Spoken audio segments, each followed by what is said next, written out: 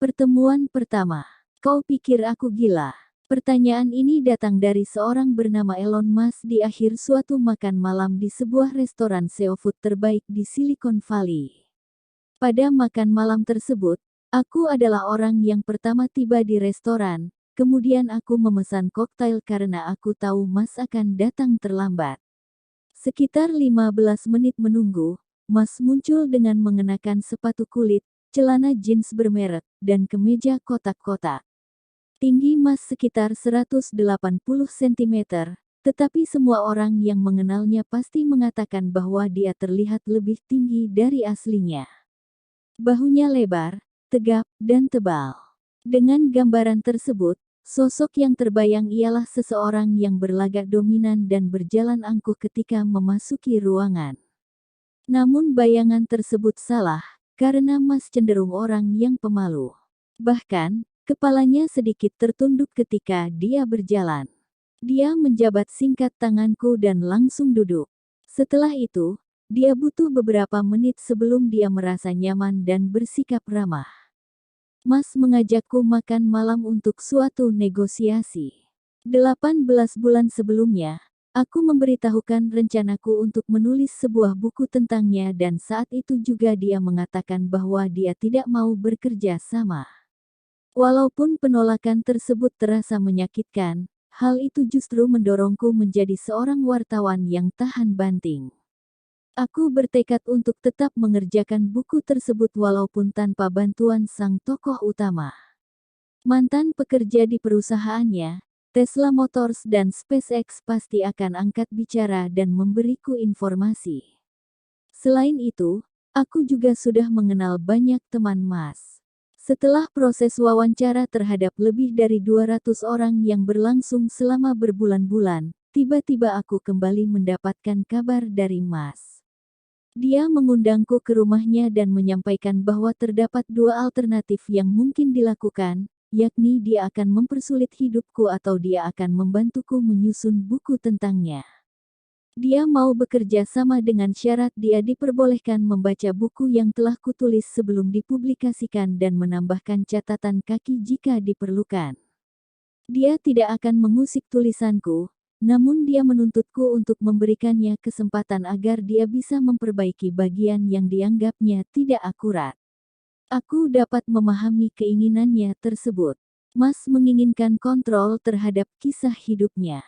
Layaknya para ilmuwan, mentalnya akan menderita ketika menyaksikan kesalahan terhadap suatu fakta. Suatu kesalahan pada satu halaman cetak akan selamanya menggerogoti jiwanya. Walaupun aku dapat memahami sudut pandang dan posisi Musk, sayangnya, aku tidak dapat memenuhi keinginannya tersebut, baik untuk alasan profesional, alasan pribadi, maupun alasan praktis. Musk memiliki versi kebenarannya sendiri yang terkadang tidak sesuai dengan versi kebenaran yang dianut oleh orang-orang pada umumnya. Dia cenderung bertele-tele, bahkan ketika menjawab pertanyaan paling sederhana sekalipun. Bukan tidak mungkin jika keinginannya dikabulkan, dia akan menulis catatan kaki sepanjang 30 halaman. Namun, kami tetap sepakat untuk bertemu dan makan malam bersama sambil membicarakan hal ini. Perbincangan kami diawali dengan diskusi mengenai orang-orang yang berkiprah di bidang humas. Musk terkenal cepat dalam memecat staf-staf humasnya. Dan ketika perbincangan tersebut berlangsung, Tesla sedang dalam proses rekrutmen untuk mencari kepala bidang komunikasi yang baru. Siapa orang humas terbaik di dunia? Tanya Musk dengan caranya yang khas. Kemudian kami berbicara tentang seseorang yang sama-sama kami kenal, Howard Hughes dan perusahaan Tesla. Ketika pelayan datang untuk mencatat pesanan kami, Musk meminta saran menu yang sesuai dengan diet karbohidrat yang sedang dijalaninya. Kemudian dia memutuskan untuk memesan lobster goreng yang disiram tinta cumi-cumi. Negosiasi kami belum dimulai, namun Musk sudah mulai bergosip. Secara terbuka Musk menyampaikan ketakutan terbesarnya yang membuatnya terjaga di malam hari, yakni Larry Page, salah satu pendiri dan CEO Google, yang mungkin saat ini sedang membangun pasukan robot dengan kecerdasan buatan yang canggih dan mampu menghancurkan umat manusia. Aku sangat khawatir memikirkan hal tersebut, ungkap Mas. Padahal, kenyataannya Mas dan Paige adalah teman dekat, dan bahkan Mas juga merasa bahwa pada dasarnya Paige adalah orang yang memiliki niat baik dan bukan orang jahat. Namun, hal tersebut tidak membuat Mas merasa lebih baik dan mengurangi kekhawatirannya akan hal tersebut. Kurang lebih, justru itulah sumber masalahnya. Paige yang baik dan dewasa berasumsi bahwa mesin akan selalu melakukan perintah manusia. Namun, aku tidak seoptimistis itu, ujarnya. Dia bisa saja tidak sengaja menciptakan sesuatu yang jahat. Ketika makanan pesanan kami tiba, Mas langsung memakannya.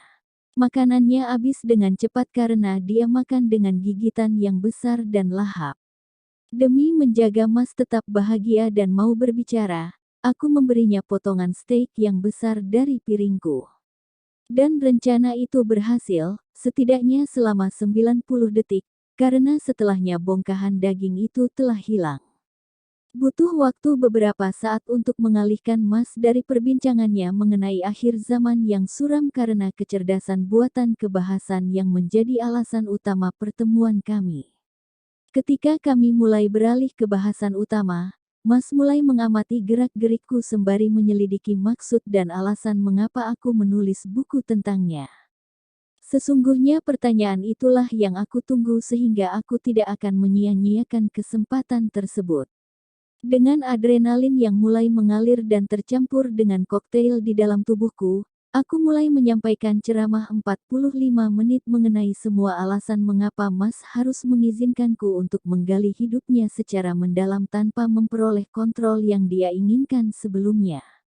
Pidato tersebut berkutat sekitar batasan-batasan sifat dasar catatan kaki yang sebelumnya diusulkan oleh Mas yang haus kontrol. Namun, ku sampaikan bahwa hal itu akan mengancam integritas jurnalistikku. Dan secara tidak terduga, Mas memotong pidatoku setelah beberapa menit dan hanya berkata, "Oke." Ternyata, Mas memberikan penghargaan tertinggi kepada mereka yang pantang menyerah dan tetap melakukan usahanya walaupun telah mendapat kata tidak. Sebelumnya, lusinan jurnalis lain telah meminta Mas untuk bekerja sama dalam menulis buku tentangnya. Namun hanya aku yang tetap nekat walaupun di awal telah ditolak oleh Mas, dan sepertinya dia menyukai tekadku tersebut.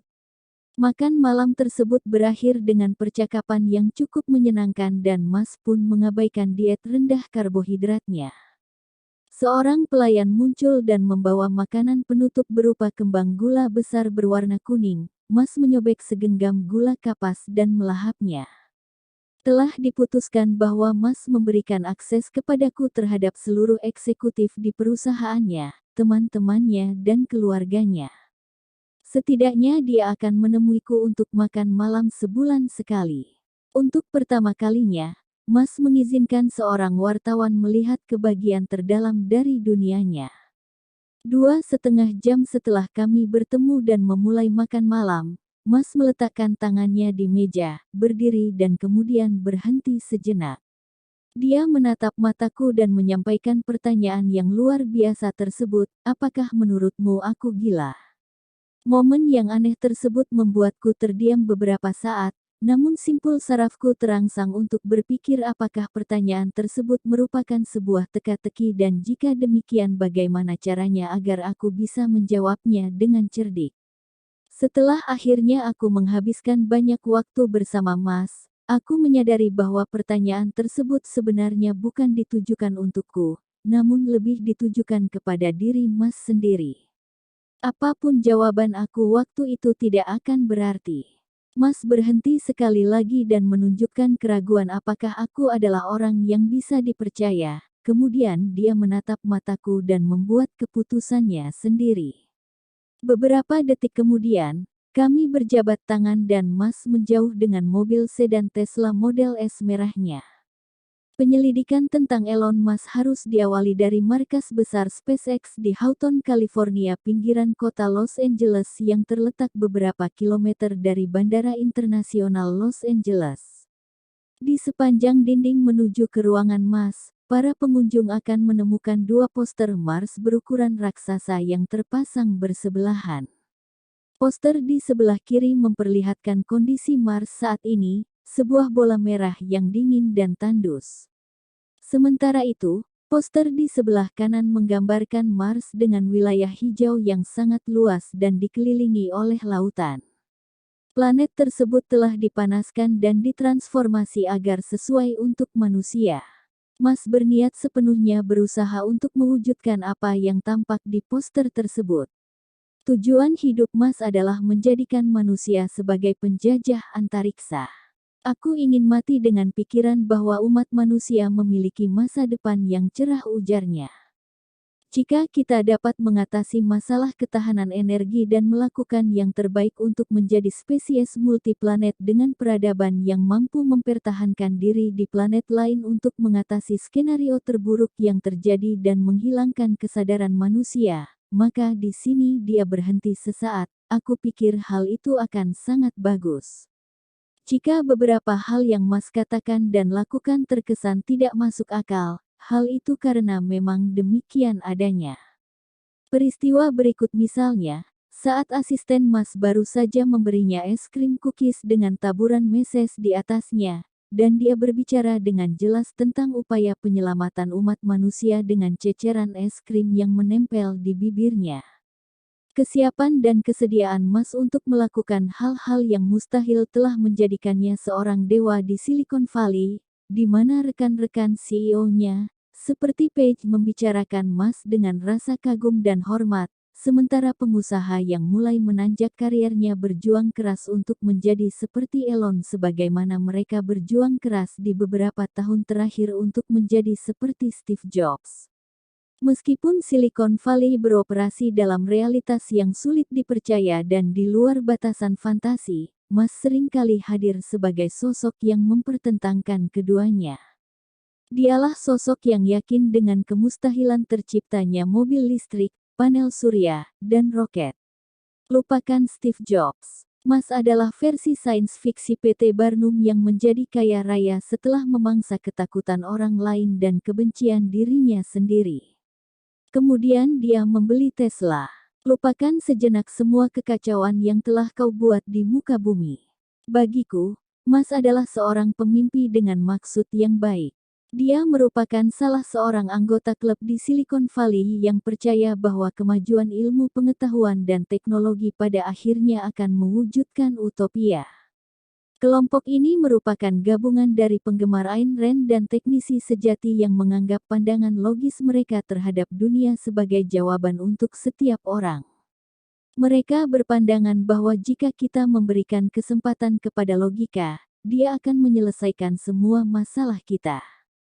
Suatu hari, dalam waktu dekat, kita akan dapat mengunduh isi otak kita dan menempatkannya pada sebuah komputer. Kemudian kita bisa bersantai sambil membiarkan algoritma komputer tersebut mengurus semua hal. Sebagian besar dari ambisi mereka terbukti menginspirasi dan pekerjaan mereka pun bermanfaat. Namun, para utopis teknologi tersebut juga mengalami kelelahan dengan omong kosong mereka sendiri dan kemampuan mereka mengoceh selama berjam-jam tanpa mengucapkan hal-hal yang substansial.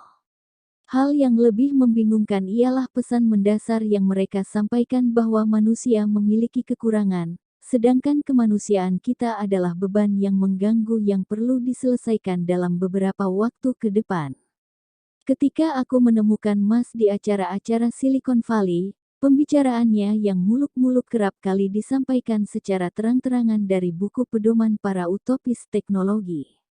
Dan yang paling mengganggu, faktanya perusahaan penyelamat dunianya tidak terlihat sebaik itu. Namun, di awal tahun 2012, orang-orang sinis sepertiku harus memperhatikan bahwa Mas sebenarnya memiliki pencapaian.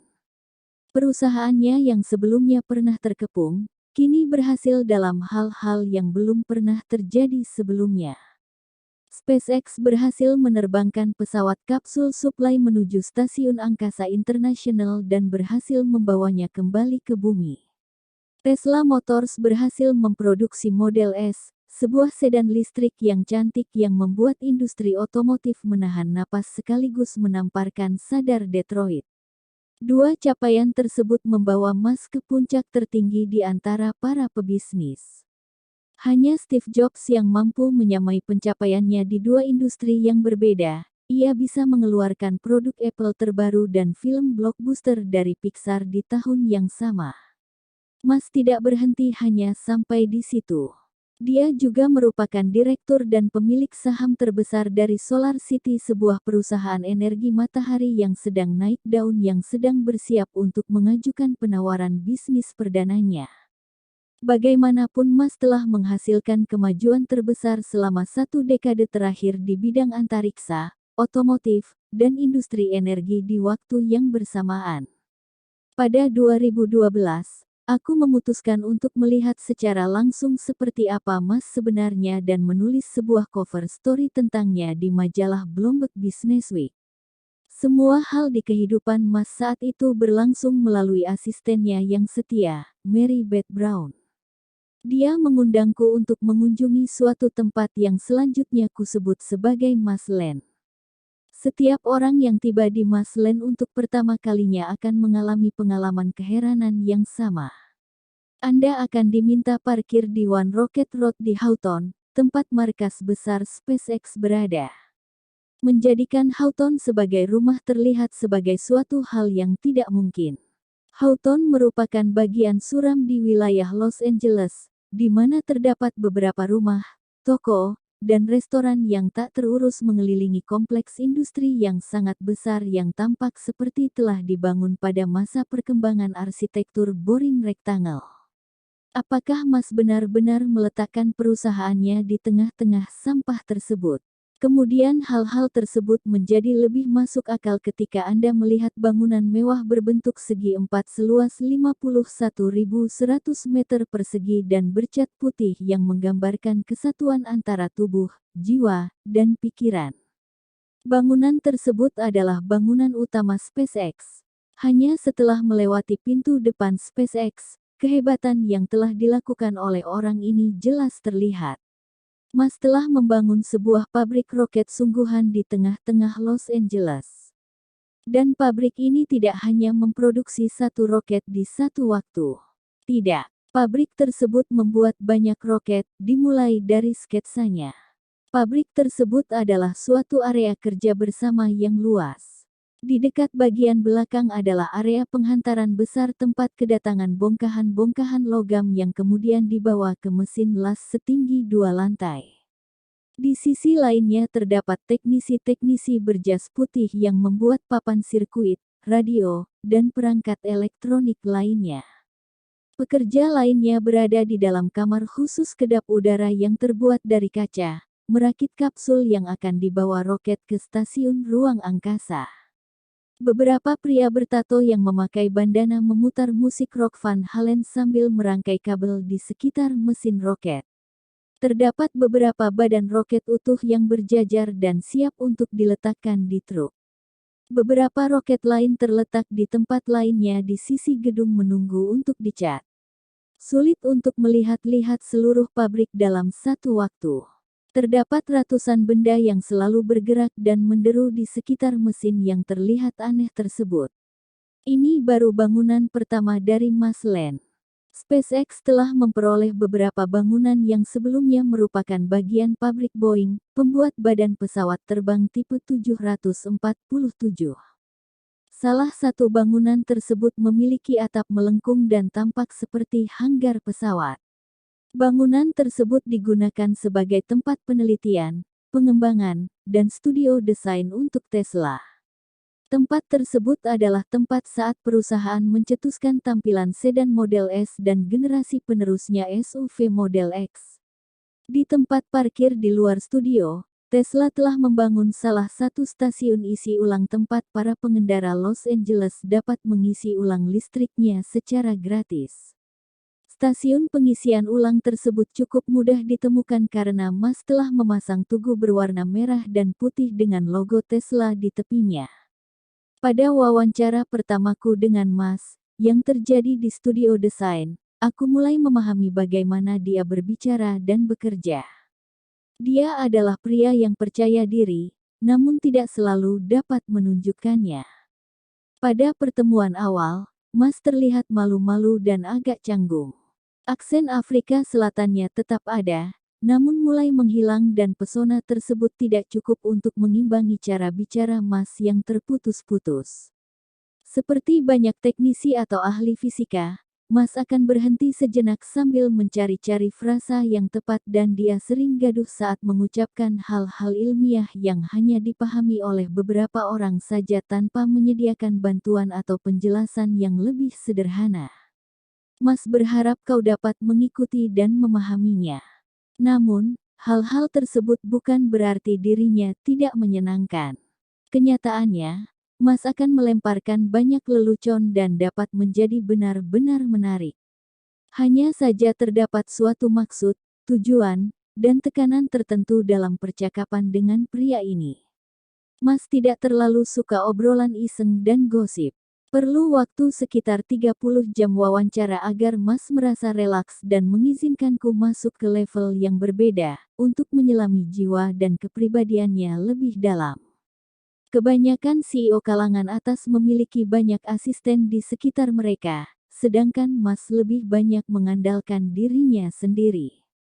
Saat itu, dia bukanlah pria yang menyelinap di restoran yang kutemui dulu. Dia adalah pria yang memiliki kunci dan melangkah dengan wibawa dan otoritasnya. Mas dan aku berbincang, ketika dia sedang berkeliling di lantai utama studio desain, memeriksa bagian prototipe dan kendaraan. Di setiap stasiun, para pekerjanya akan bersegera muncul dan mendekatinya untuk memberikan informasi kepadanya. Dia mendengarkan dengan saksama, memprosesnya, dan mengangguk ketika dia merasa puas. Kemudian orang-orang tersebut menyingkir dan Mas pun pindah ke timbunan informasi selanjutnya. Suatu ketika, Kepala bagian desain Franz von Holzhausen menginginkan Mas untuk mencoba beberapa roda dan pelek baru yang baru tiba untuk model S dan mencoba penataan kursi untuk model X.